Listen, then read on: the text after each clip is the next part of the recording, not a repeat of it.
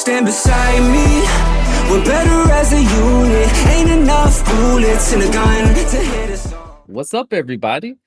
Another episode of Code Switch Podcast. So, it's your boy Trevor Trev. We've got Hollywood, my mentor here, and then we have a very well esteemed and special guest, Mr. Q. So, today we're going to be talking literacy, education, authorship, Black thought, and community. Very well esteemed guest, lots of accomplishments. Before Thank we get into that, I did want to kind of set the stage and just read the scripture real quick, and then we'll kind of break the ice a little bit.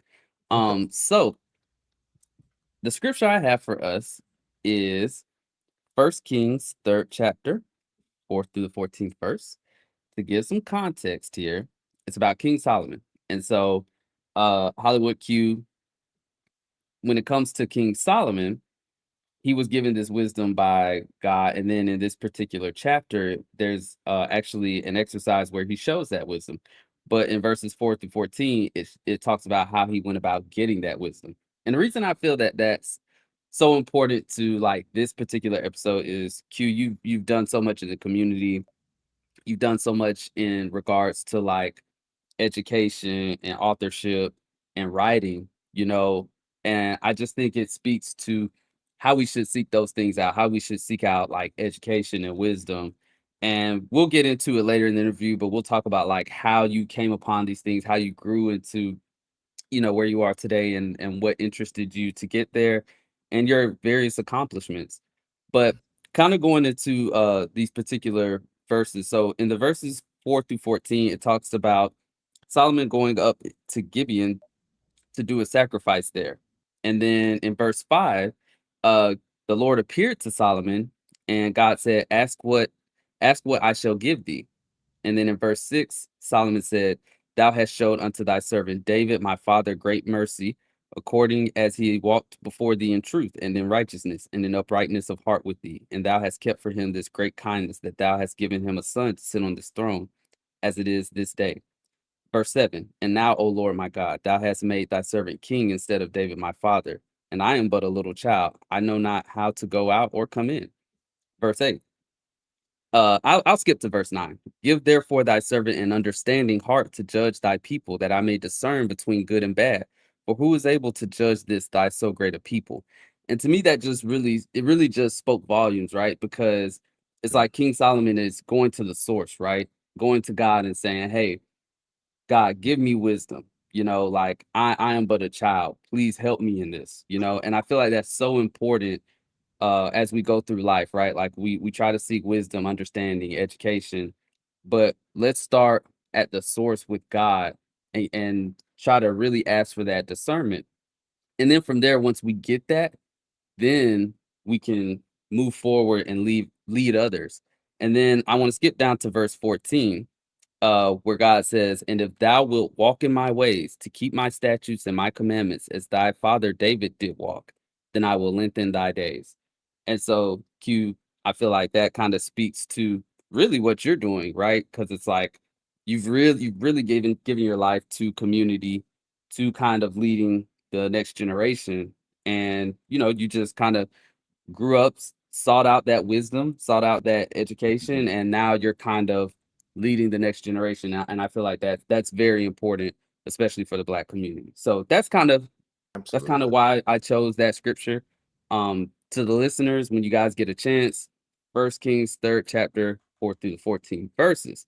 Now, with that being said, Hollywood Q, how are y'all feeling?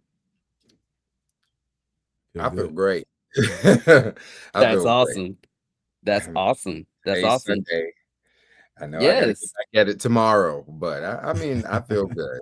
I had Yes. So for the listeners, Q, do you maybe want to give like a little intro of like who you are? oh okay. Besides me being a hot mess, so I'm Q. I'm originally from Troy, Alabama.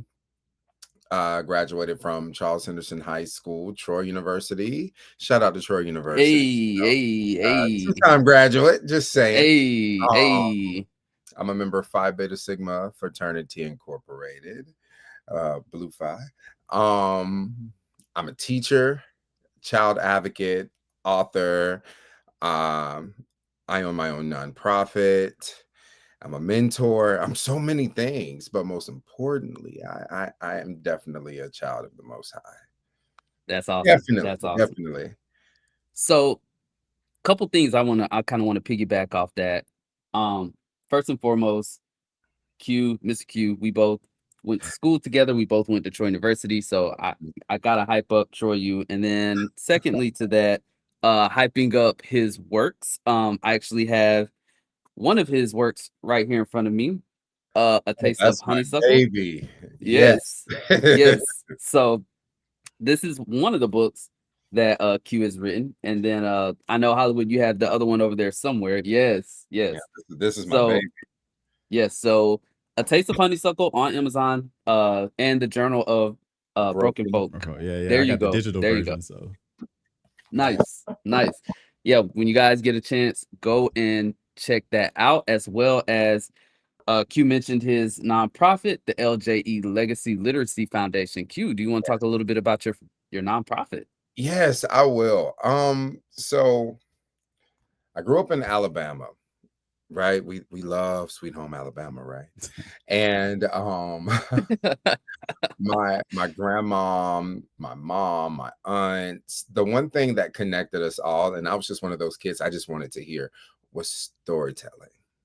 They Yeah, would sit around and they would talk about their days, and I didn't realize that, one day I'd be telling those stories because they've been passed on now. And that just sparked my interest into storytelling and understanding and comprehending and literacy. So the LJE, Legacy Literacy Foundation, it's a double entendre because L, my mother's name is Lucia. J, my grandmother's name is Jessie. E, my grandmother's name is Edna. But liberty, justice, and equity. ah, I love that. So yeah, and it's actually those things that they really stood for. I'm like, okay, I see you talking. I'm gonna make this work. Yeah, And so I started working and putting everything together. It wasn't difficult to put together because once the vision is given to you and it's plain and clear and it's in alignment, everything is gonna flow like butter. It's yeah, it's just gonna be super smooth. Now, when it yeah, isn't, that's when you start having those hiccups and you're yeah, feeling, oh, this is that. I'm not saying that every process is gonna be easy, but you'll know. You'll know. yeah, You yeah. will. So And Mhm. I'm already going off script here because I have like It's multiple fine. questions for the both of you. So it's interesting listening to you talk, Q, because you kind of talked about how everything flows like butter. I've also heard you in the past talk about manifestation and Yes. just how there's alignment and it happens in real time. Like even as we're sitting around the table, just playing games, having a good time, and you're like, this is manifestation.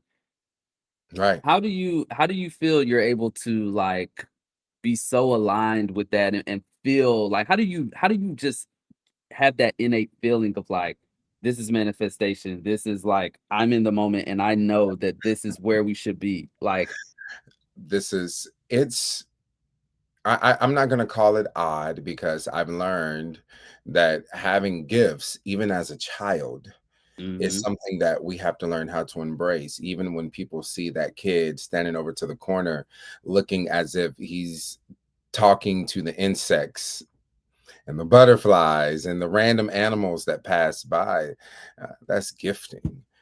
yeah, People just don't see it that way. How I know, it's this feeling that you get that comes over you. It's a light-hearted feeling. You hear some people compare it to it's a sweet spirit. It's one of those things that you feel, and that's how you know, okay, everything is aligned. This is where it's supposed to be. And I'm one of those people, excuse my language, I'll get the hell out of Dodge. If yeah, it's not, if it's off, if the energy feels weird, I yeah, want it out of there. yeah, I've always been that way. Um, So besides the energy, the genuineness, you can tell. And I'm one of those people, I read people really well. That's a gift too. And Yeah. Yeah. on this side, on the spiritual side, we call that discernment. On the academia side, we call that we watch patterns and we look for, because of the traumas that we may have went through, we start to recognize those patterns. So you combine them both, and boom, hey, you got yourself a supernaturally charged individual. That's the best way Yeah. to put it. So even in the moment while playing games or randomly sitting around and singing, you can tell because everything is organic, it's flowing, it's you don't have to force it. You can be yourself. You are that piece of that puzzle that belongs. And when I say that, it's because so many people are bent up out of shape. We're all different to somebody.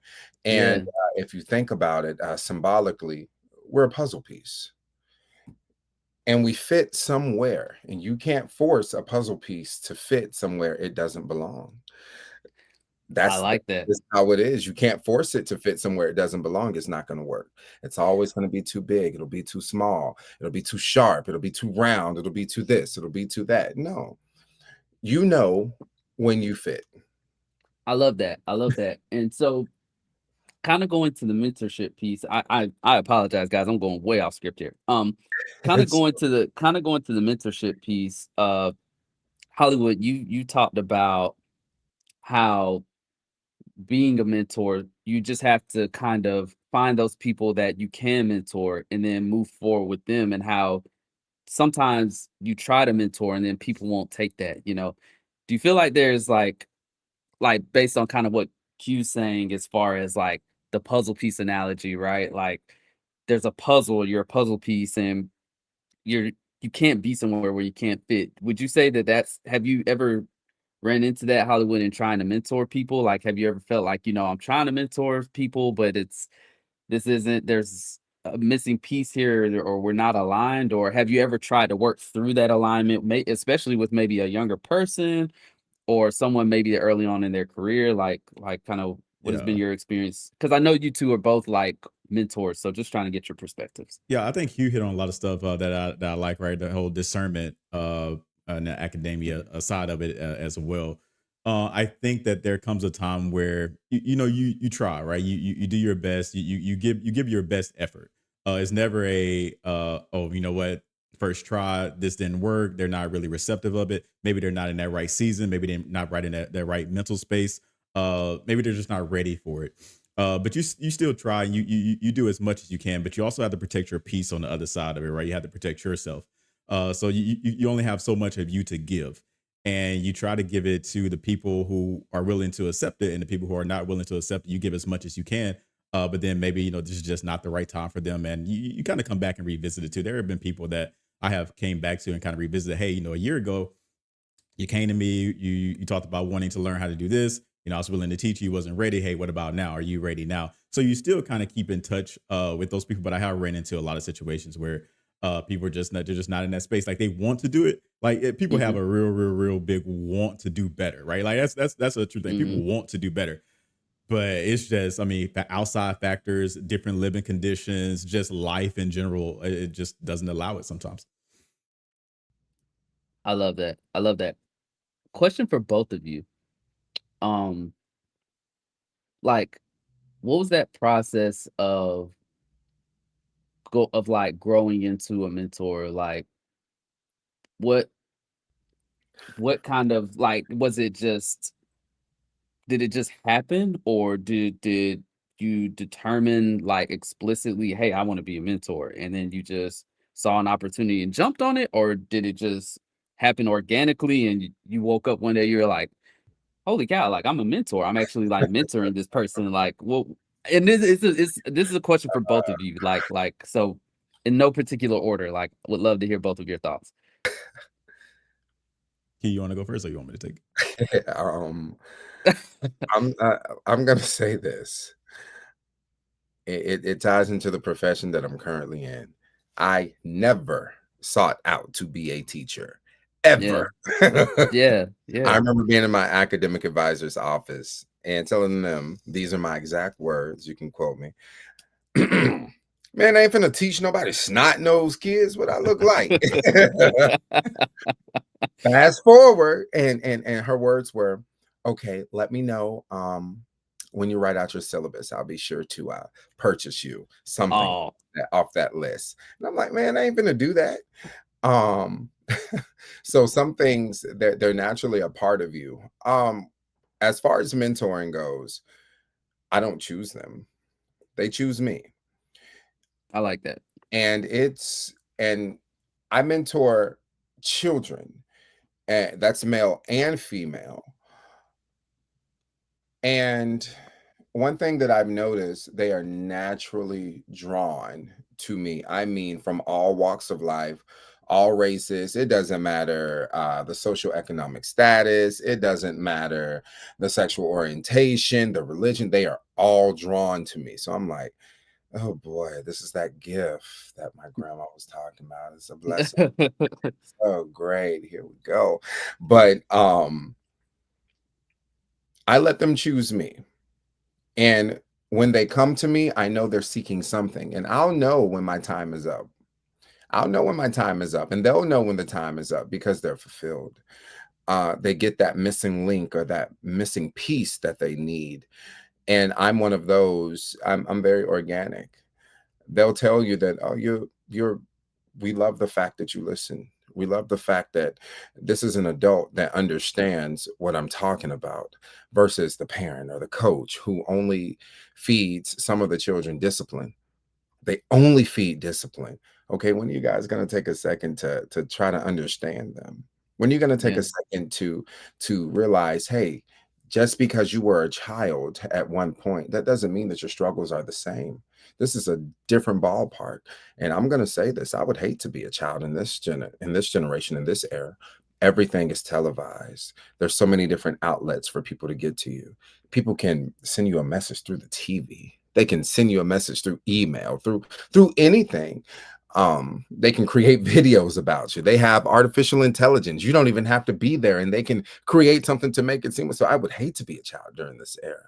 Yeah. Um, but in hindsight, I let them choose me, and we walk through what they need. And as far as the adults, it's the same thing. It's always been that way. Um, Whenever they're seeking something, I'll know.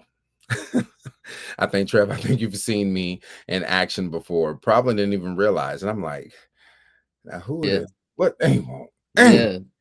We've been to restaurants before. Yep. And Yep. people will walk by.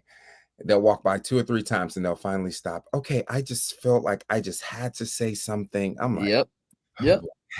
Yep. here we go. Yep. And whatever it is that they're seeking after we exchange, whether it be social media, phone numbers, whatever the case may be, whatever it is that they're seeking, that God laid on them to come to me about, I coach them through it, and I give them my unbiased opinion because the world is so full of judgment, and people don't need to be judged. They need to be coached. They need to be helped. They need to be guided. And we're not seeing that because compassion is out the window nowadays. I can say the world is suffering from compassion fatigue. I think you've heard me mention that before, Trev.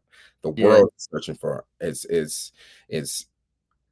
is full of compassion fatigue. It's tiring.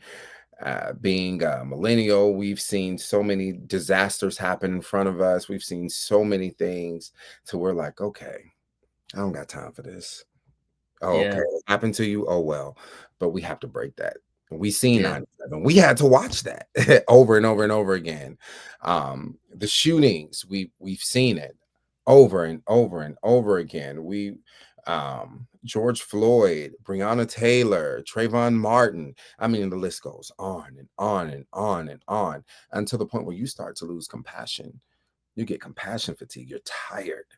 You don't care about anything. Like, oh, okay, another one bites the dust. Yeah. Yeah.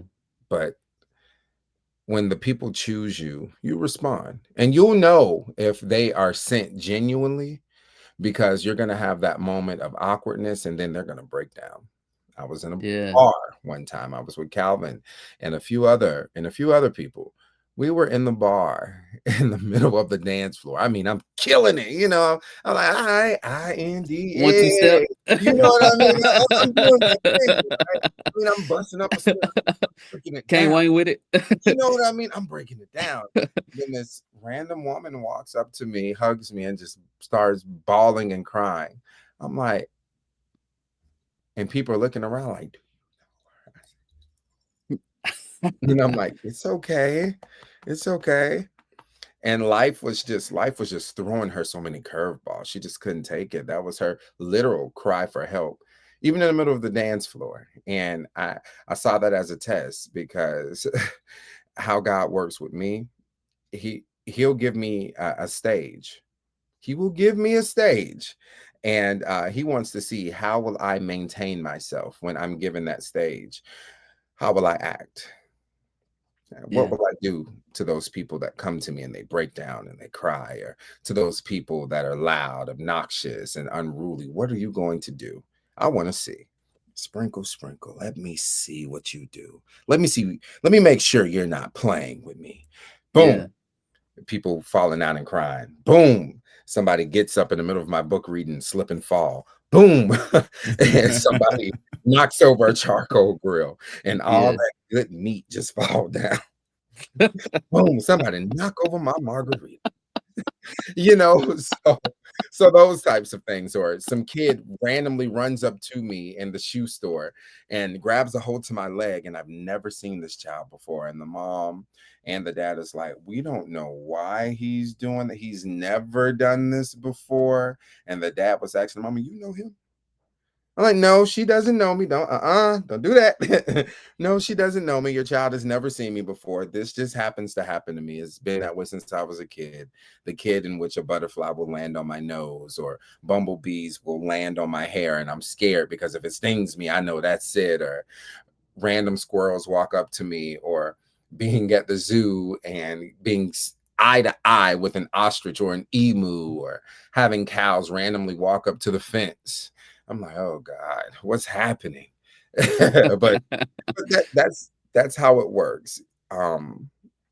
You'll know when they're genuinely seeking something, whether that is compassion, love, a gentle touch, or just somewhere to rest. You'll know. So I love I know that. that sounded so poetic, right? I told y'all I'm a storyteller. Yeah. I told y'all I'm a Hey, storyteller. we would expect nothing less from an author. I'll be quick, because I want to get back to you, Q. But for me, it's mainly like, when I started out, I never wanted to be a mentor. I never thought about being a mentor. I had life mentors and things like that.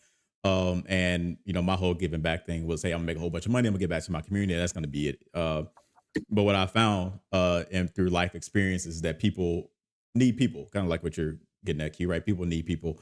And at work, which is where I really do my mentorship, is that people have been, they come in, they ask you questions, they want to learn more, and when you help them and work through those issues, they tend to come back and come back and come back for more. Like, they want more information.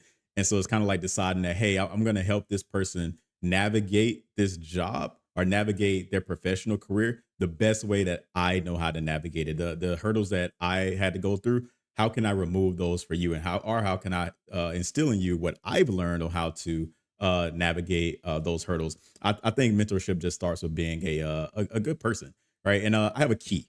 I have a key on how to be a good person, right? Like, because to your point, Q, in this where we lack compassion, we it seems like people it's a rat race, right? Yeah. I think the key to being a good person is the bare minimum that you can do is remember those negative experiences that you had when interacting with other people, and how you felt. Mhm. And imagine how you wanted to feel in those situations, how you would have preferred to be treated in those situations. Treat those people that way. Yeah. Yeah. Yeah. Yeah. I love that. I love that. Speaking as someone that has really been in spaces with both of you, I've been in spaces with both of these guys, like from a party perspective, from a casual perspective, For me from being a a hot mess. professional, yeah, from a professional perspective. Like, I've really seen these two shine, and I will truly say, like, I think both of you have a gift, when it comes to mentorship, when it comes to trying to help not only the next generation, but just people in our community, right?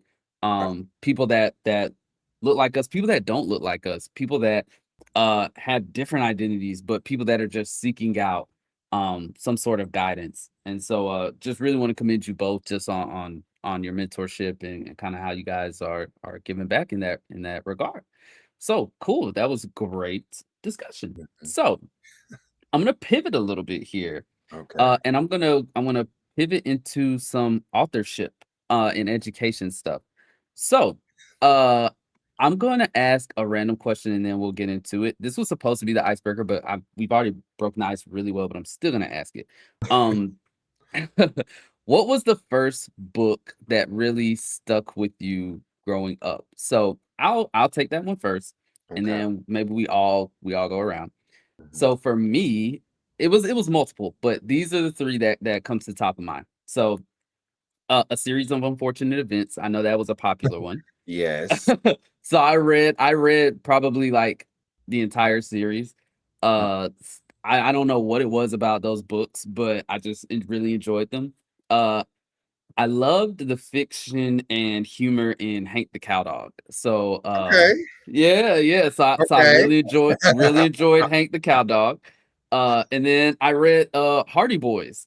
So I think I loved Hardy Boys. I loved kind of the like detective aspect, and they're like it was kind of like this thriller where they're Mhm. like running into danger and trying to like chase down criminals and all this stuff. So those were kind of the books that I read growing up. So yeah. So I'll pass it off to one of you guys. Like what were some books that stuck with you guys growing up?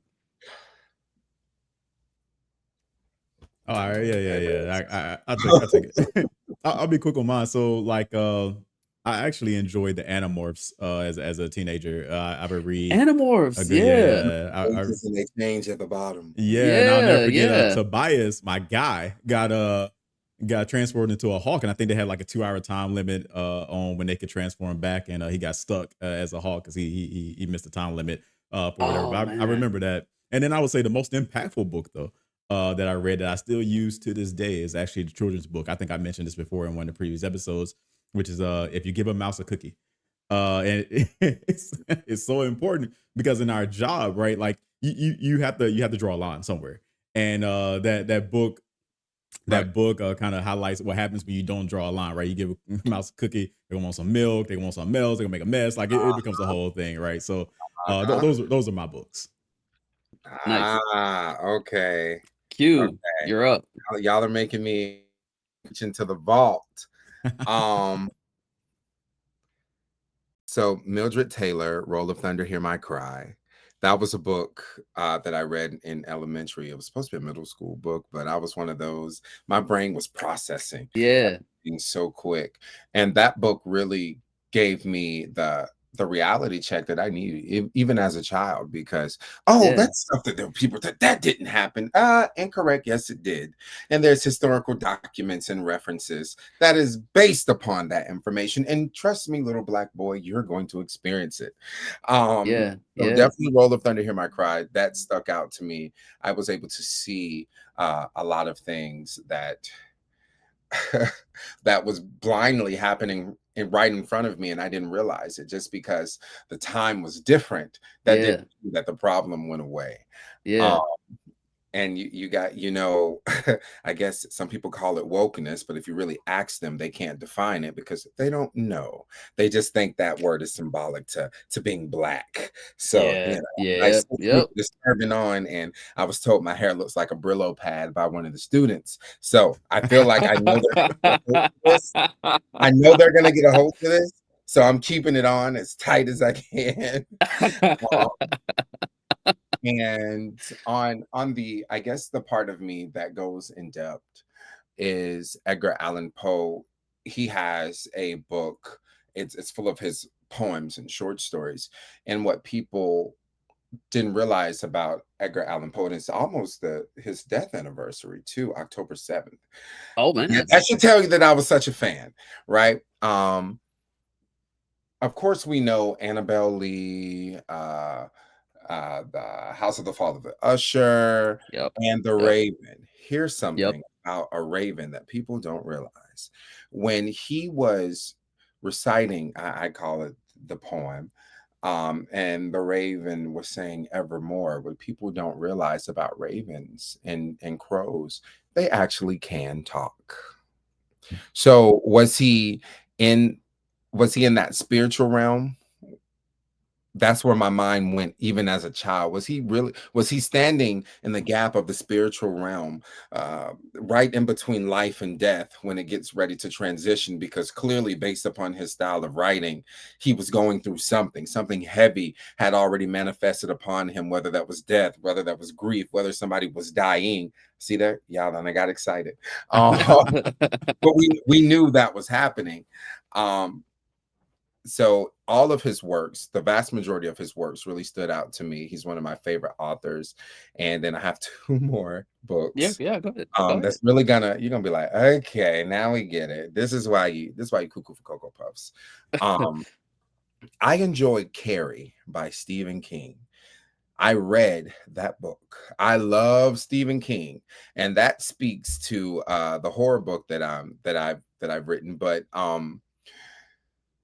Carrie was such a misunderstood and dynamic character. She's one of the first villains that I ever said, you know what? Y'all deserved it. Y'all should have left her alone. And just the way they had it, the way he wrote it, the way it was so descriptive. I'm like, okay, if I do this, I want to be like that. Pet Cemetery is another one that he really put his foot in. And here comes the animal piece. Here comes the animal piece, Where the Red Fern Grows by Wilson Rawls. Um, that book taught me compassion. It taught me how to feel because here's this boy sitting out on this journey with these animals, these two dogs, and these dogs couldn't live without each other. Basically, they really couldn't live without each other. And as one goes off and it passes underneath where the red fern grows, and that's acting as a symbolic to the title, and it ties in all of these things. That did something to me. I'm like, oh man. And I know I shouldn't say this, but I'm going to say this. I was in Say alternative it. Say school. it. I was in alternative school because I had got into a little scruffle with somebody when when I read that book, and I read it front to back. I finished all my work for that week that I was there. I finished all my work, and I read that book from front to back, and I mean, Cover to cover. I was boo-hooing after I was finished. I'm like, and then at the time it was Coach Hollis. They called him Carl Hollis. He was like the principal over the alternative school. He came, he pat me on the back. He said, "Uh-huh." I knew the human was still in there. I knew the human was still in there. I'm like, oh man, it's just so he gave me that book to read. Um, since I was acting so rough and so tough, and that book broke me down. But it was age Wow. appropriate. I needed that Yeah. because I used to draw pictures of random animals and stuff like that. And that was the book that did it. Old Yellow was another one, Tuck Everlasting, um, The Color Purple, Sapphire. Y'all, there's so many. There's so Yeah. Yeah. but That's awesome. No, no, that's Yeah. awesome. That's awesome. I forgot about Sweet. Edgar Allan Poe, The Telltale Heart. Oof, That's my Jesus. one right there. That that's a word. That Right? man was, I'm telling you, he was in, but I'm telling you, he's one of those people that stood right in between life and death, grief and happiness, Mm, tragedy and comedy, sorrow and excitement. He stood right in that fine line in between it. And that's what inspired me to write. Yeah. That's really what did it. How can you stand right in the middle of both? You have to be able to feel both. So, okay, we're going to turn on this side and we're going to feel the sun. All right, our back is on the cool sand. Okay, now we're going to flip. So we need to feel it equally. It's like the scales, how to eventually they're going to move until they balance themselves out. That's what we want. That's And awesome. that's what it comes down to when picking a good book, when reading a good book. Yeah. and about just being African American and being, I'm just going to say this, and many people don't like this, being the innovators of the diaspora when it comes down to African Americans, Afro Americans, Africans, Dominicans. I'm just going to say this: Black Americans are the pivotal individuals in the diaspora because of what all we went through and how we had things taken away and how we had to reinvent over and over and over again, and even have people come in, those same people that oppressed us, and even have them come in and try to occupy those spaces. Yeah. So Yeah. I have a book that I was reading on that's called 400 Souls, and it walks you from 1619 all the way to 2019 and all those different stories and what that looked like. And y'all know I'll go on my tangent. But No. This is all about, talking about authorship, books, education. speaking So of, this is 400 Souls. nice. So just for the listeners, Q, can people find that on Amazon? Yes, you can find 400 Souls on Amazon. Okay. By Ibram X. Kendi and Keisha and Blaine. It is an amazing book. It's some great stuff in here. It is some great stuff. It's going to open your eyes, and you're going to see some of those missing pieces that you weren't taught in school. You're going to see a lot of them. So, Nice. Might All add right, it to cool. my read list. Be ready. Be ready. Okay. It's going to take you on that journey. Okay. So, great icebreaker. I mean, we were already kind of having great dialogue before then, but I still thought that was a very interesting question. So I just wanted to ask it regardless. So, so now, Q, we're gonna kind of dig into your background a little bit. Okay. Ask you some questions. Just as the star of the show, and yeah, we just want to know like your thoughts. Have good conversation. Absolutely. Yeah. So I'm just gonna dig in with the first one that I have. Okay. Were there early moments that shaped how you view literacy or learning in our community? So, like, you kind of talk going back to the example of you being in your counselor's office and saying, oh, I'm not gonna do this, blah blah blah. Were there any moments either, and it doesn't have to all be like when you were young, it could even be when you were grown, but were there moments that shaped how you view the state of education, literacy, authorship, and that engagement within our community? Absolutely. So I even tell you this, and I love the fact that the podcast is named Code Switch. So when I was in kindergarten, I had and I'm not knocking the school system because maybe I should have spoken up when this woman told me I was speaking, and but I had a real nasty country accent. I Mm. mean, I said store. When we gonna go to the store? My mom said she gonna get me something from the store, and I'm gonna have that, and that gonna be good. And this woman looked at me and said, "Oh my gosh, you sound so dumb." Wow. I will never forget that. And Wow. then you know how something, yeah, I know it took a turn, right? Boom, gut punch. And I mean, I'm laughing about it now, but Yeah. she told me that I sounded dumb when I talked, and she bet I couldn't read. And this was a white teacher? Yes, she was. Or She wasn't even wow. my teacher. I'll never forget it.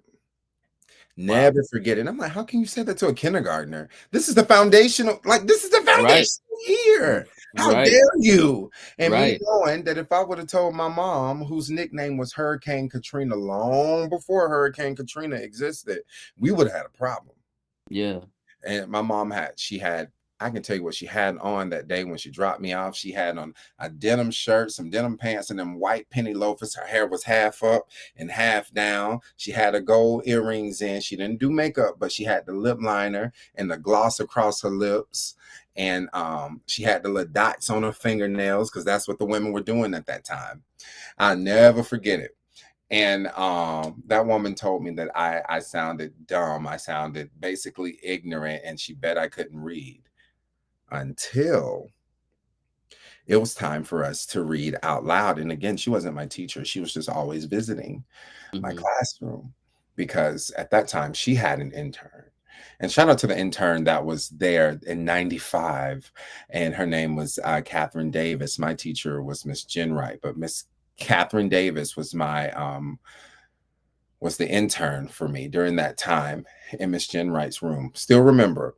And the woman would always visit, and she was like, "Oh, I know who you should call on to read out loud." She wanted to see if big mistake. I come from a line of storytellers, a line of people that used to deal with paperwork, push paperwork on both sides of the spectrum, if you know what I mean, whether it's legal or illegal. They knew what they were talking about. Yeah. And the book was called City Fun. I'll never forget it. Now, let me see if I can pull that up. I'm sorry, y'all. No, dude. No. I'm a receipts guy. That's crazy. That's crazy though. It kind of brings up a thought in my mind, which is like, wow, like even there before... it is. It's by Margaret Hillard. It was published in 1950. It's a book called City Fun. And the words weren't that difficult. I mean, let's just keep it a buck. It wasn't that difficult. But it had what we call in education those coding words. That's where you start breaking down your prepositions. You start breaking down those complex words, crisscross, swordfish, things like that. You start breaking down those words. And I'll never forget it. She just wanted to see if I could do it. Big mistake. Now that little country accent that I spoke freely with vanished. Yeah. And you know how when you pour a cup of water in a clear glass and it has the ice cubes in it and it's crystal clear and it's moving so smooth when it goes in there? That's what my reading was like. Wow. And her whole face turned red. And then I said, "Well, that be all that y'all want me to read?"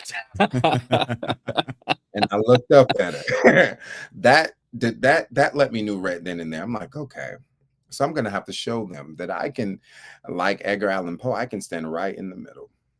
Wow. And was it being country or was it just ebonics that people frowned upon in the 90s because of Pac and the surgence of hip hop crossing over into mainstream? And let's not forget one of my favorite singers, Mariah Carey, crossing over from R&B and pop directly into hip hop and fusing that. So people had this notion that you were ignorant if you couldn't speak crystal clear. Now, do I find myself still talking like this to this day? Yes, because it's easier for the kids to understand.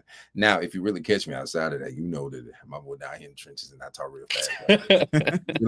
You know it. Very seldom will you hear me talk like that, unless I'm mad. But that's just what it is. So from kindergarten, I remember that was the first thing that jump started it for me. It's like those jumper cables, right? You connect them. Yeah.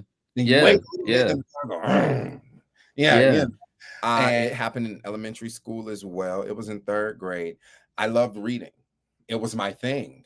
And somebody had lost my accelerated reader book. I wasn't finna pay no $20 to replace no book. So what my classmates would do is, and we're grown now, they can't do nothing about it. They had to have a certain amount of accelerated reader points in order to in order to, get proficient on that or to get a good grade in reading. So what they would do is, because they knew I was not going to tell my mama I owed them folks $20. She was going to beat me like a bass drum at a HBCU halftime. So I ended. So my classmates, Chandra King, Jameis Ramsey, Jabari Cole, may he rest in peace. Who else? Darrenizio Hall. It was quite a few of them.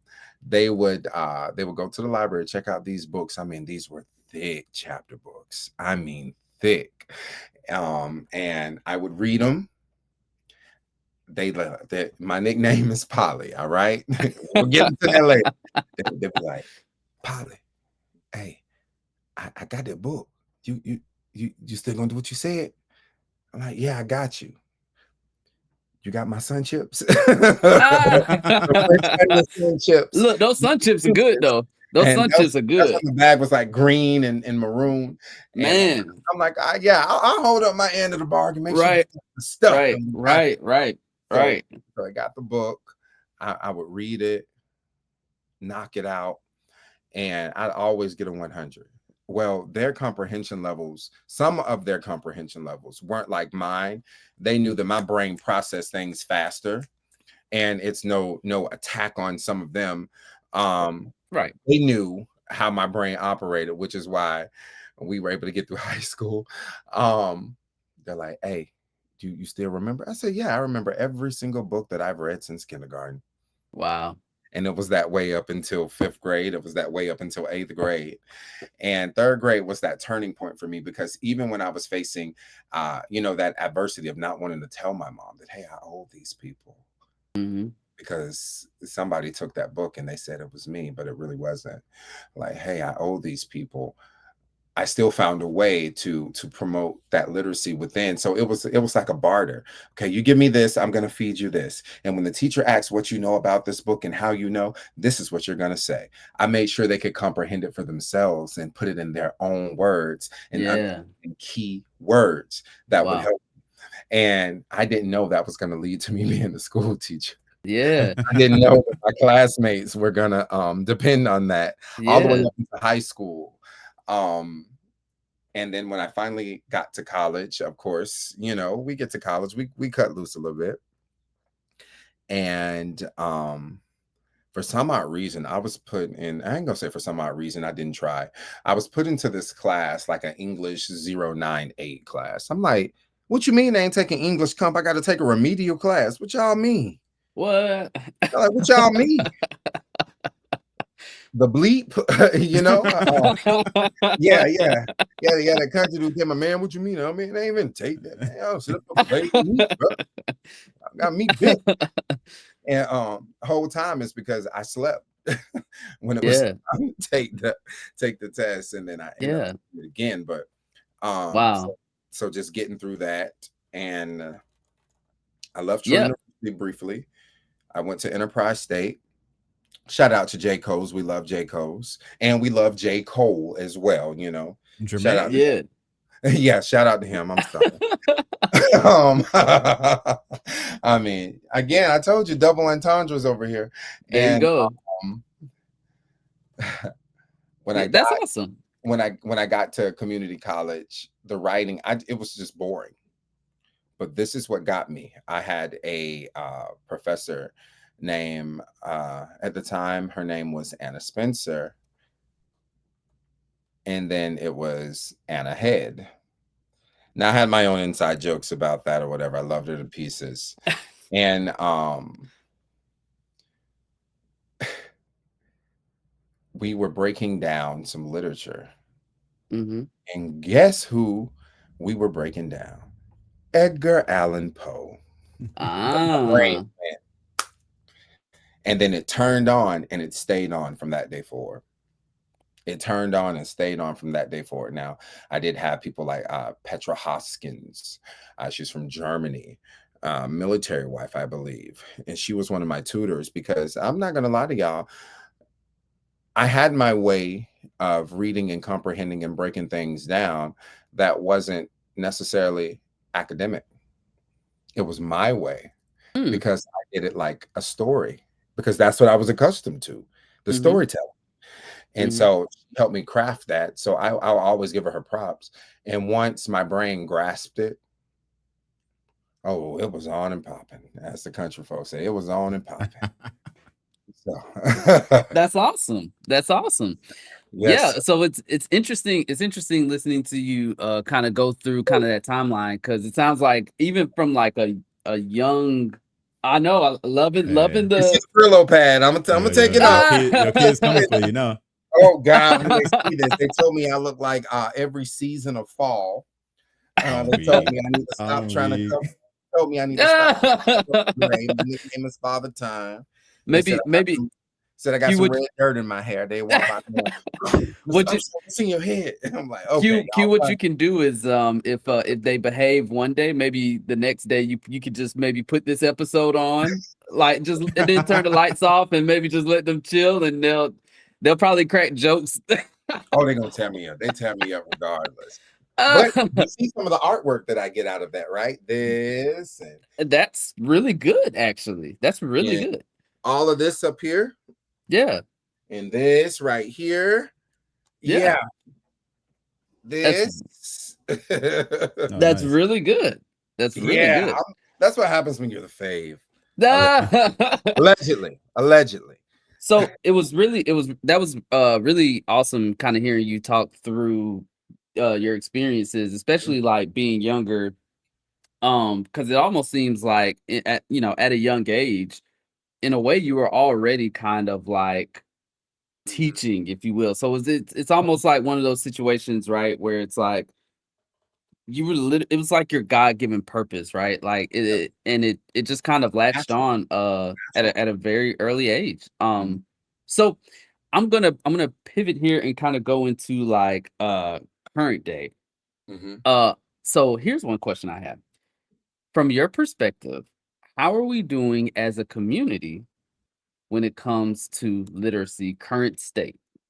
And this I feel I'm like this I'm is a I'm gonna yeah, give it this to is you raw broad. and Y- unfiltered. I'm gonna Give give it it to to us. you raw and unfiltered. Yep. We much rather celebrate the physical athletic accomplishments than the academic Mm, mm, accomplishments, and it's showing people will pay hundreds and hundreds of dollars. So when I think for about the their current state of literacy, especially in the African American community, people have a tendency to invest hundreds and thousands of dollars on athletic athletics, facts. whether that's on the shoes, on these programs, on these summer camps. But it will kill you to get your child extra tutoring to help them break down and comprehend. Yeah. But it Yeah. will, but it's so boring and unfitting of you to go to that parent teacher conference. You're too busy for that, but you're not too busy to Yeah. oh, we're gonna go to Disney World. We're gonna spend about 2 weeks, not realizing that one day out of school is equivalent to spending a week. Imagine spending 2 weeks out of school. Yeah. You've lost that learning game, because education is progressive. It doesn't Yeah. go backwards. Yeah. Education has to be progressive. And within our community, we've already lost touch with that. I'm just going to be very honest. Now, it doesn't attest to the percentage of individuals that do promote literacy, because we do try, but our priorities are in another place. Yeah. You can tell even beyond the music. You can I tell the priorities are in another place, and that sucks, because we've overcome so much as a culture. Again, we are the leaders of the diaspora. We're the most Yeah. innovative of the diaspora, and that's globally. When people look for inspiration, they look for African Americans. That's just facts. Now, to its core, is it some parts of that can be debated? Absolutely. But in essence, when people look for musical aspirations or inspirations, it's going to be a Black artist somewhere at the root. There's Yeah. always a Black artist somewhere at the root. And that's the same thing with literacy and creations. We have to start promoting literacy, because at one point we weren't even allowed to read. You were beaten, you were That's killed, you were true. murdered, you were That's lynched, you true. were fed to gators, you were That's true. castrated, you were had to go through torture devices. Um, if you knew how to read, versus now I can't even get y'all to read a sentence. You won't even read the fine print. But he can throw that football though. Can he read the contract when they give it to him? Let me ask you this, Can you Q. read? Mm-hmm. Let me ask you this, and I like to frame things in a way. Go ahead. So to your point, right? Like the after school courses and stuff like that, where people are not prioritizing it. Mm-hmm. I kind of see it as kind of how, and this is no way trying to be negative. I kind of see it as the drug game, where fast money is really quick, right? When you think about sports, it's another way to, like, from a romanticized perspective, it's a way to get money quicker. It's say, hey, if I invest in these sports, if I put more money there, then hey, the NIL deals, the NFL money, the basketball money, all these things, they can be, versus being literate can also lead to good money, but it's slower money. It's like more honest money. And I'm not saying that sports is not honest money. I want to be very clear with it, right? But it's like honest money though. I get that. And to speak to your point, what I've noticed that within our community, if we don't have the brain power, we definitely have the physical skill. Yeah. If you don't have that brain power, if you don't have that natural intellect and it doesn't come to you naturally, I promise you there's a physical skill out there that you have that's marketable and you can be invested in, and people will invest upon that. So that speaks to that point that you're making. I see it all the time.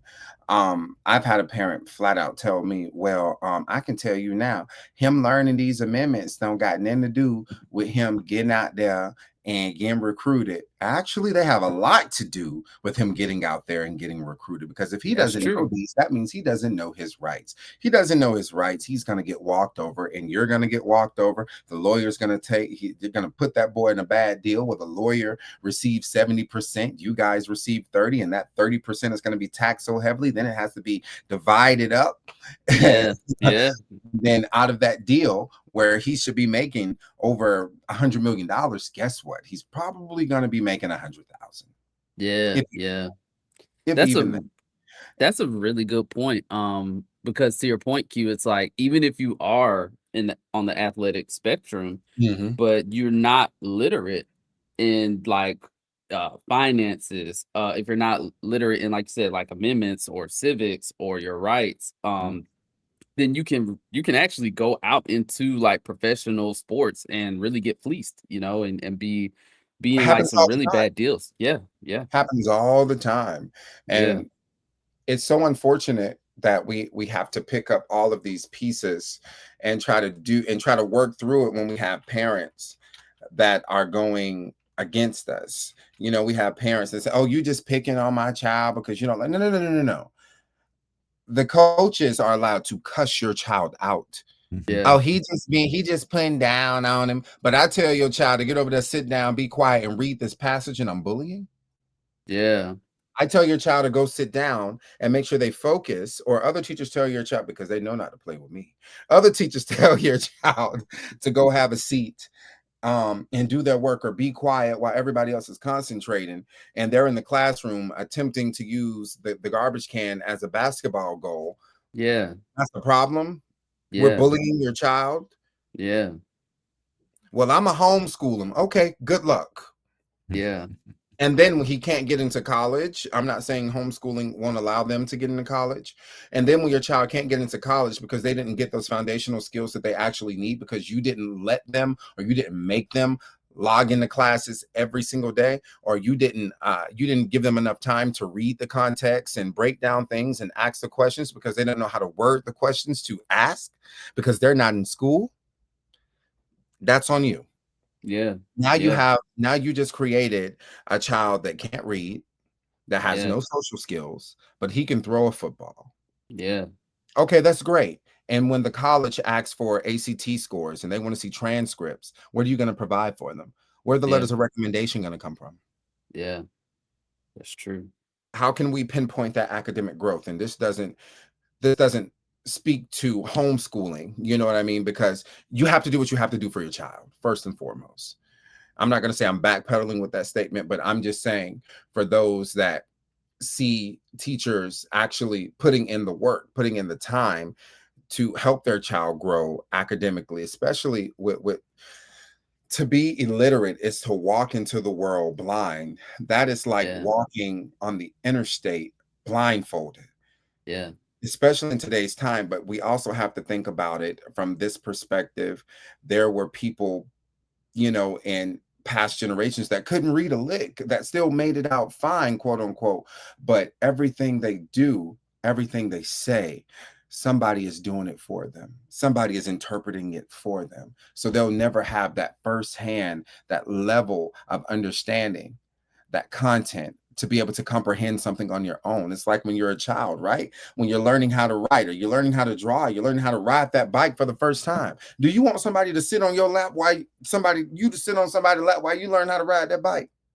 You don't want that all the time. You want That's somebody true. to hold your stomach up while you're learning how to swim all the time? All the time? That's true. Is That's that true. you want somebody standing over your shoulder, breathing down your neck?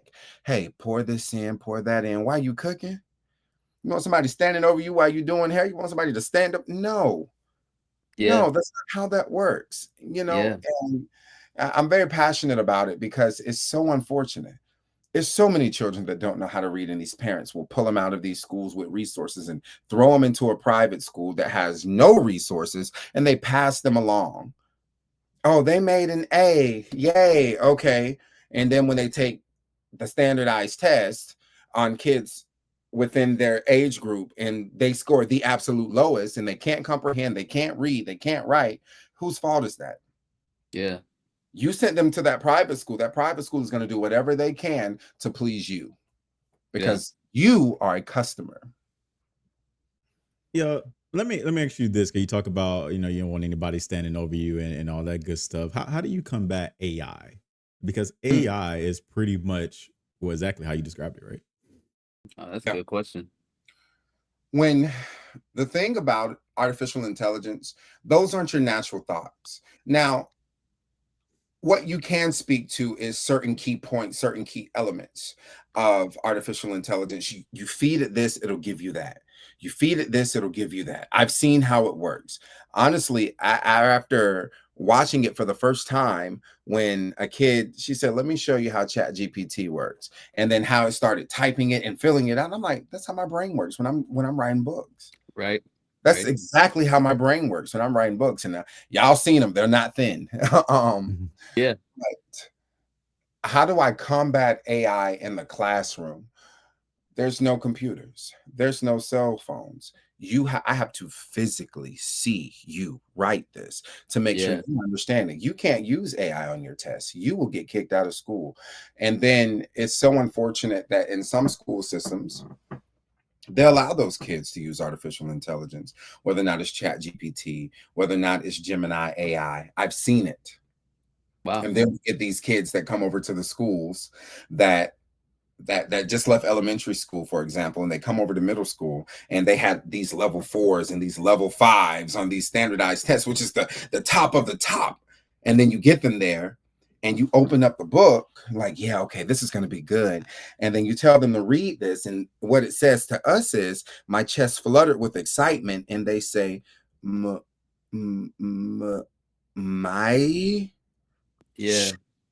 ch- cha cha cha. It's crippling. Yeah. They're I, crippled. I like Yeah. that point. I like that statement you made, crippling, right? Like, let me ask you Mhm. this: as we move into an AI world, right, AI driven world, because that's where we headed, unfortunately. Would you say that the people who win are the people who don't allow it or use AI as a crutch? Absolutely.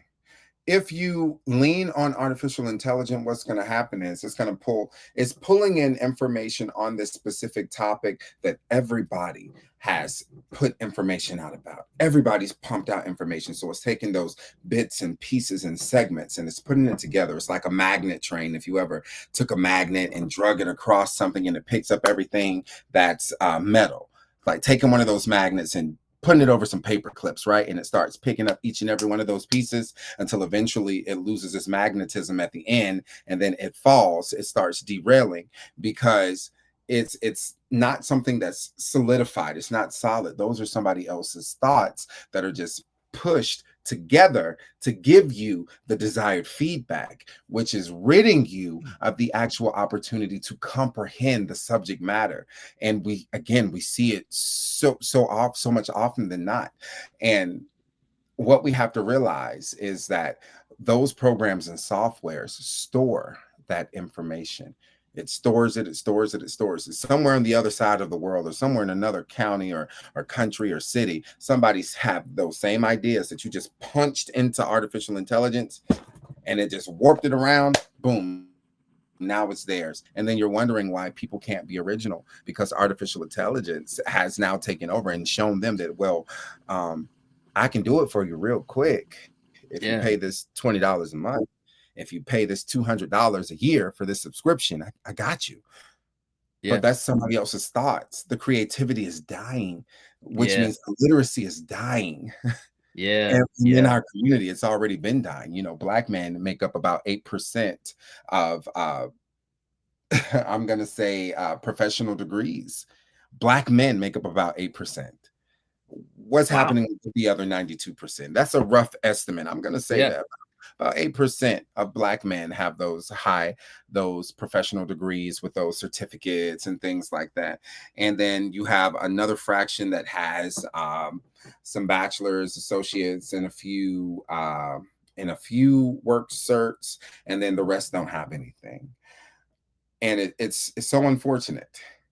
And to rope this back into AI is that crutch. It's that, let me get out of this really quickly. Let me punch this in. I'm going to take the essence of what it's saying and market it as my own. That's where you lose, because you lose authenticity. You Absolutely. lose the ability to comprehend. And it's scary. When I start Yeah. getting y'all, I start smiling. I'm not drunk, I promise. I just start smiling. And that's what No. scares people. When I get serious, I start smiling. It's the Gemini in me. So it's interesting. It's interesting. You kind of talked about kind of like black males in the community and kind of being the 8%. Actually, I had some questions on here regarding black males within the community. So one question I have here is, what unique role do you think black men can play in shaping literacy and education for the next generation? So kind of listening to you talk about like the 8% and listening to you talk about like AI, like what can we do for our community to try and help get us going in the right direction? Because I think a lot of what you said resounds well. I'm aligned with a lot of what you said. But in reflection, what do you think we can do to try to improve this? The biggest thing is to support it. It needs Yeah. support. It's like that. And this is coming from a child advocate. It's like that oldest child that you just let go by the wayside. They don't have your support, but the middle and the baby does, because they're the newer face, right? You have to support it. As Black men, we are very influential men. We are very influential, just like the Black woman, very influential. Yes. Um, I agree. we just have to see that worth. We have to see that it is something that is needed. Most of the time, when a Black man reads well, people will tie that up as to, oh, he's whitewashed, or oh, he's they'll question his orientation. Those are the types of things that happen. And it's so unfortunate, because knowledge is infinite. And as you pass it down, it infinitely flows from generation to generation. The Black man lost their power, or we lost some of our power when it came down to the welfare system. That's when we really lost the power, because the women couldn't get it or receive it if there was a man in the house. Yeah. So that's another ballpark, but we have to realign ourselves with being able to speak that poetry, being able to celebrate literacy and promote it. That's what made people like Tupac Shakur just stand out, because though he was a rapper, he was also a poet. Yeah. You Yeah. know, Langston Hughes. I'm talking, you know, those generational men, even going to Frederick Douglass, knowing how to speak the language well and then relay it to your community so they too can speak the language. And that's the problem. We don't have any men per se that are necessarily promoting literacy. They're not promoting it. And what they are promoting is, and I'm not against sports, but I'm just going to say it. They are No, promoting say it. Yeah. They are promoting athletics. They're not promoting academia because they call it being a square. Yeah. And I'd No, rather be that's valid. a square that knows how to read and write and comprehend what I need than to be an individual that can throw a ball and know nothing. I think J. Cole had a lyric. Yeah, you guys talked about J. Cole earlier. He had a lyric on a 2014 Forest Hills Drive that kind of spoke to the same thing that you're saying, Q. He said, I checked the toe tag, not 1 0 in sight. I turned the TV on, not one hero in sight unless he dribble or he fiddle with mics. Basically saying like, where are those black educators? Where are those black doctors? Where are those black lawyers? Right? When we turn the TV on, we're just hyping up, like you said, the athletes, the rappers, but nobody's really highlighting like what we're doing. Like even just seeing the three of us on this screen, like it's actually like low key, like very like inspirational, because I look down, I see an educator, an author, a philanthropist.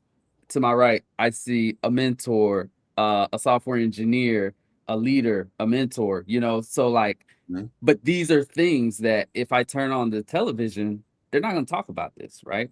They're not going to talk about what you guys are doing. The And there media are is so many of biased. us. The Yeah. media has always been biased. Yeah. It's going to favor that one image over the other. And this is an analogy that I've given adults, even in the past when they refer to African Americans or Black people. I always tell them, notice how when something is aligned with the color Black, it always has this negative connotation, or there's some sort of hidden, game or agenda that's surrounding it. They're like, okay, elaborate. Black cat. Oh, that's bad luck. If you see a black cat, that's bad luck. Okay, so what if we're playing billiards or pool? Like, yeah, you don't hit the black 8 ball. You don't hit the 8 ball yet. You got to stay away from it. You hit that end, that's a problem. I said black magic. Oh yeah, that's the spooky kind right there. You don't want to get into that. I said black people. Oh, violent. Yeah. Wow. No, I was like, no, say it. Ghetto, abusive, murderers. I said, huh, interesting. Who told you that? I've never had the thought of murdering any of you. So how can you generalize an entire group or race of people? Bingo. It's all about what the media puts out there. And as long as we don't own those networks and those companies, they can put out whatever they want. They can put out the same stories over and over and over again. Same story, different script, over and over and over and over again. And we're going to buy it. We're going to eat it up. That's why shows like Baddies is such a thing. Now I have my guilty pleasure of Flavor of Love. I like Flavor of Love. It was entertaining, but once they seen that was super marketable, those executive producers and everybody got together, then they created something else, Love and Hip Hop, which was supposed to cast I'm not going to say a shadow, but it was supposed to cast a beam of light in on what hip hop is at its core. And it doesn't even do that. It doesn't do that. The show isn't about music. It's about drama. And that's the type of media support that we get. And then you have some individuals who post the same stories over and over and over again. They create movies, the same thing over and over and over again. and we eat it up because that's all we have. But the second Yeah. somebody comes along with something that's different, oh, they too weird for me. Seeing a Black millionaire or having your own stories that are indicative to your struggles and your people is weird to you. I'm confused. You Yeah. lost. So it's so much, you guys. It's really so much. That's why I started clocking out of watching so many movies. Now I'm a horror fanatic, I got to do that. But I start clocking out of watching so many movies of this newer generation of television, the streaming and all of that. Then I allowed my brain to do its own thing.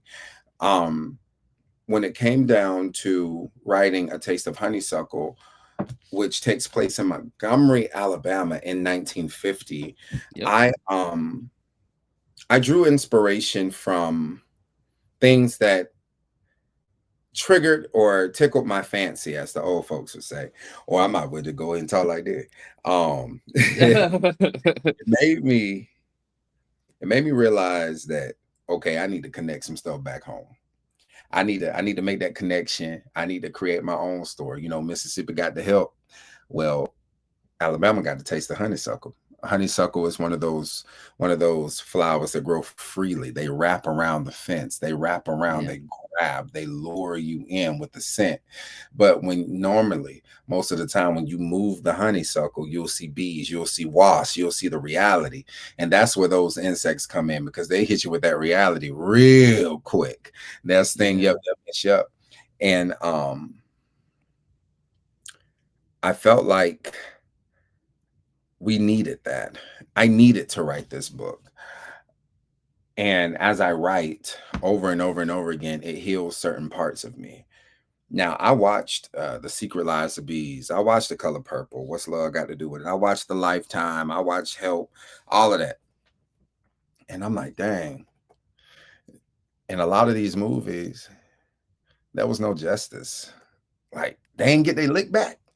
Now, I know we weren't supposed to, jump on them, but they didn't get their lick. They get their sweet. Come on now. And They in got their writing, lip back in Taste of Honeysuckle. I read it. oh yeah, did they? Loved it. They had to. I just couldn't let them go down. It was. I loved it. Loved it. Finally. Yes, and it was needed. It was necessary because we see all these movies and all these books and all this media where we just bow out gracefully. No, that doesn't work, because even when MLK was being graceful, they still shot him. X. Even when Malcolm X was speaking the truth, they still shot him. They still killed members of the Black Panther Party. Meanwhile, the KKK is still flourishing. They didn't get the same treatment. And this is just a reality. But to speak to the core of this book, the overall message was community. If you think about it, the overall message was community. It was to bring people together. Now, I did use the character Jessie May in this book, if you're wondering. Yes. Yeah, Jessie May was no joke. That's my grandma. She won Yeah, no that's joke. my grandma name. and one thing my aunt's name is Lucy May. Yeah, she liked cigarette. My grandma, she didn't care. I remember being in school one time. She came to check me out because I had gotten in trouble. I wasn't bad. I just had my way of thinking. And my grandma stood in that lobby.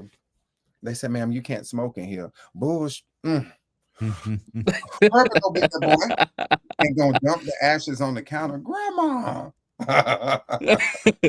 But creating that type of art, which heals a part of me, because I lost my grandmother back in 2021. This heals a part of me, because just like how literacy is dying, mental health is dwindling, because sometimes we won't mention that. Now I'm the person that I like the R&B, but R&B gets heavy. Music, just like anything else you listen to, carries energy. If you don't believe me, play I'd Rather Go Blind after you going through something. Have a shot or two of gin and play I'd Rather Go Blind. You know what I mean? And if you don't believe music will move you for real, on the flip side, have a few shots and play let me see, play some Pretty Ricky and see what happens. Man, listen. Where's your Now, mind gonna go? now, scientific man would be like, is it the music or is it the shots you just keep mentioning Nah, it's both. Or what about that? We all know when you hear that for the 99 2000. The music, and I don't even gotta have a shot for that. Yeah, I'm gonna sing A about 25 times for no reason.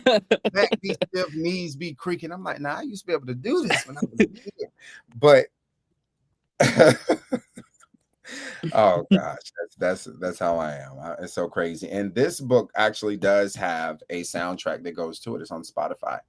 Oh, nice. It's the Wow. songs that help influence me.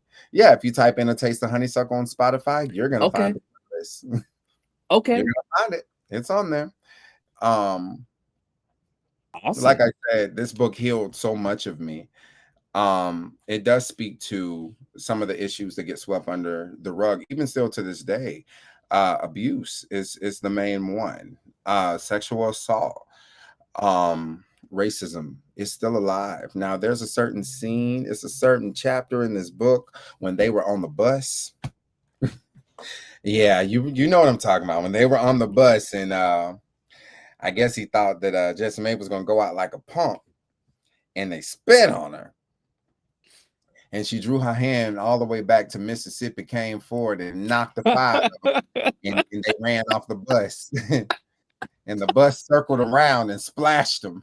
And it was that awkward moment of silence, like, what just happened? And they just died laughing, you know. So just stuff like that, tying in the reality of it all. So yeah. this book healed me. This book Yes. healed me just writing it. And like I said, we don't really speak about mental health that much as men. Just like we don't speak that much about literacy, because it's like we just keep quiet, or they say, what's the new term that they use? They don't say he's chill. Oh, he's nonchalant. No, he's not nonchalant. He just can't read. He can't comprehend. Yeah. That's just me. Oh Good no, enough. he's not nonchalant. He just had some spice marijuana. Call Yeah, it for he's what not it is. nonchalant. Yeah, I'm one of those. Yeah. When people are like, yeah, I'm real nonchalant. No, you're not. You just can't comprehend. You can't read that well, because when it was time for you to read, you would always cut up in class and they had to remove you. And you spent majority of your time in ISS because the classwork was too difficult for you because you didn't know how to read. I'm one of those. Yeah. You ain't No. nonchalant. No, we need no. We need that, right? We need Fantasy that. is what people want, but reality is what they need. So Exactly. so Awesome. So that was really good discussion. So, quick question. I will let me see here, because we touched on go ahead, Hollywood. Oh yeah. I just had a quick question for you, Q. Kind of going back to the Journal of Broken Folk. It's written from like different perspectives of different individuals, and I just want to know, can you take us through the process that you went through to put yourself in the shoes of those individuals to be able to tell their stories? Oh yes. It's so crazy with the Journal of Broken Folk, just showing people, because it has songs attached to it too. That's within the Story of chapters. OJ. Oh, yeah, basically, yeah, it's in there. In there. That's the second story, the Rambling Negro. My mind, because again, I brought up that term, compassion fatigue. I went from being a child protective investigator, from seeing some pretty gruesome things, to teaching, to being a CEO. I've seen people get their brains beat out with a lock and a sock. Oh man. I've seen it. I've had inmates carve out shanks and throw them at me. I've been trapped in a whole wing with white supremacist groups. So I've had it happen. And what my mind did in those moments, it went to another place. That's where I guess the nurturer in me would come out. And it just so happens every time in those situations, I know this was nobody but God. Every time in those situations where my back was against the wall, something would happen that nobody else in that room had the skill to help the person except for me. Every single time. Every time. When the inmate that had the shank, and he broke down crying. He was like, I can't do this no more, man. I'm so sorry. I ain't gonna lie, it was meant for you. But as soon as you walked in and you treated me like a human and you treated me kind, you didn't yell, you didn't do this, you didn't do that. I just heard a voice say, put it down, give it to him. I'm like, oh, okay. I'm like, oh, and it's so crazy because I remember the exact day when we took that shank from him. I had a very horrible morning. I had a flat tire. It broke down raining. I was on the bridge going over to Milton. I mean, cars zooming by me super early in the morning. So I had a horrible day. And I could have took that moment and took that energy and gave it to him. Then I wouldn't be here today.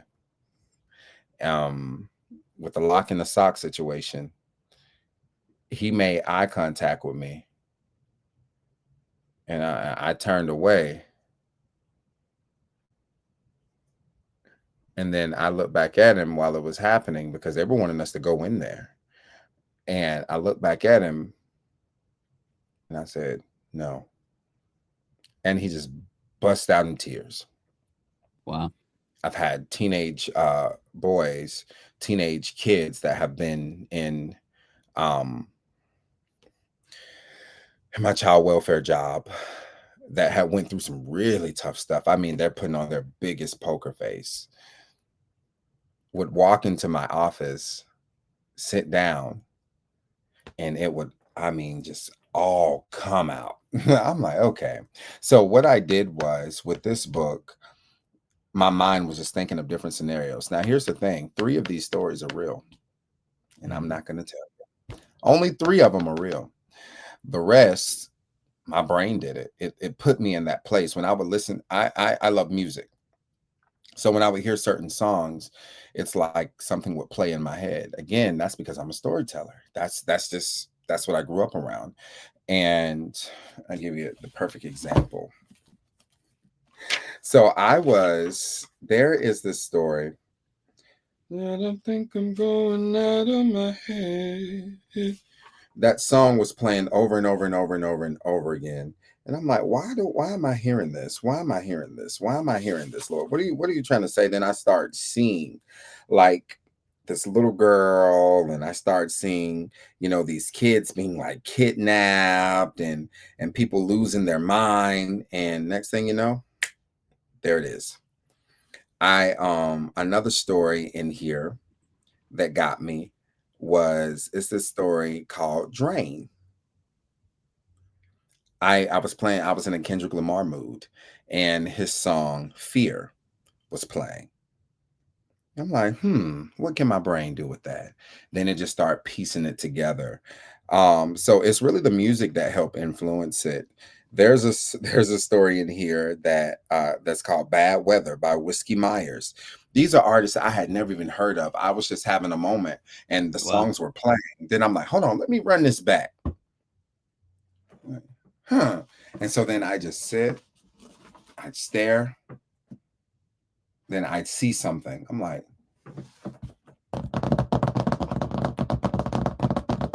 boom. Now, a lot of the content in this book is heavy because a lot of the reality that people face. One of my roughest stories, and I can tell you now, people say it is the roughest, is Railroad Avenue. Papa Don't Drink Moonshine is pretty bad. Camp Star, that speaks to the Jews. Rock, Paper, Scissors.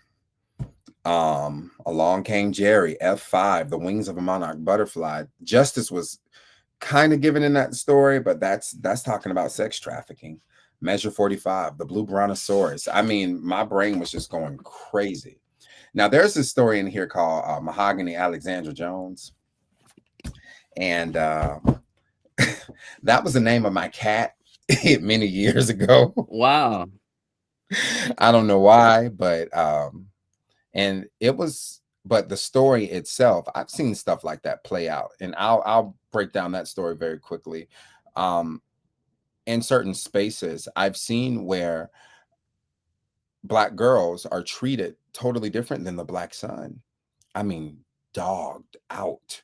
I'm like, oh, what is going on? And I guess that's the thing about being a person with that's a natural healer. I attract a lot of people, and some of those happen to be women. And just listening to some of their stories. Oh yeah, me and my mom didn't always get along. She always cussed me out, this, that, and the third. I'm like, whoa, I'm sorry to hear, And my brain just took it and ran with it. So that's the inspiration behind these. Now I do have another book that is coming out here soon. Yes. And it is Yes. Devil's Acre. I told y'all I Yes. like horror. I couldn't stay away from what really inspired me. And The Devil's Acre takes place in Baton Rouge. And I'll give you the synopsis of the story. So Hazel inherits this property from her aunt Dorothy May to be exact. And Devil's Acre takes place in Baton Rouge. It is Hazel inherited some property known as the Devil's Acre. Grass won't grow, animals won't land there. The house is dry rot, is creepy, is weird. Everything surrounding it. Well, there's a story behind that land and that property. Hazel is a historian. She went to school to study history. She wanted to be a historian. And she has the love of her life, Jeremy. He's from New Orleans, an upper echelon guy. Not quite she's not quite what his parents want for him. Anyway, so as the story unravels, they realize that the land was a plantation. Oh. And there's a reason why things won't grow there. There's a reason why Hazel can't catch a break, because the house has always been calling her. The Devil's Acre has always been calling her ever since she was a little girl. And I'm trying not to give away the juiciest parts of the story, but just know I do it right. I do it right. Okay. I tell it right.